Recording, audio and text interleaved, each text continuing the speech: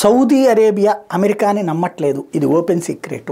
Israel విషయంలో ఇజ్రాయెల్తో దాని సంబంధాలు మెరుగుపరుచుకోవాలనుకుంటోంది. కానీ అమెరికా ద్వారా కాదు. అమెరికా ట్రంప్ హయాంలో అయితే సౌదీ అరేబియా నమ్మింది. ఇప్పుడు ఇజ్రాయెల్ విషయంలో అమెరికా డబుల్ స్టాండర్డ్ కాదు త్రిబుల్ స్టాండర్డ్ అనుసరిస్తోంది. ఓ పక్కన ఇజ్రాయెల్తో ఉన్నట్టు చూస్తుంది, ఇంకో పక్కన అరబ్ దేశాలతో ఉన్నట్టు చూపెడుతుంది, ఇంకో పక్కన పాలస్తీనాతో ఉన్నట్టు చూపెడుతుంది. పరిష్కారం దిశగా కాకుండా కొత్త కొత్త చిక్కుముడులు తీసుకొచ్చేటటువంటి ప్రయత్నం చేస్తుంది. వాస్తవంగా సౌదీ అరేబియాకి కావాల్సింది ఏంటంటే ఇజ్రాయెల్తో స్నేహము కావాలి, అట్లాగే పాలస్తీనా అనేటువంటి ప్రత్యేక దేశంగా ఉండడమో కావాల్సింది. ఇజ్రాయెల్ ఏం చెప్తోంది? ప్రత్యేక దేశంగా దాన్ని ఉంచడానికి మాకు అభ్యంతరం లేదు, కానీ దానికి సెక్యూరిటీ ఉండదు. హమాస్ తీవ్రవాదులు లేకపోతే కనుక ఏదైతే అల్కాసం బ్రిగేడ్స్ వాళ్ళు మా దేశంలోకి చొరబడితే ప్రమాదం కాబట్టినే మేము ఆగుతున్నాం.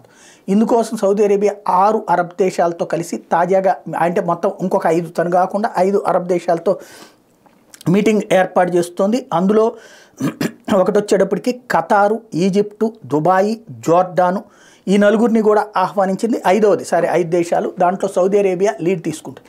వీళ్ళందరితో కలిసి ఏమని ఇజ్రాయెల్ ఏం చెప్తోంది?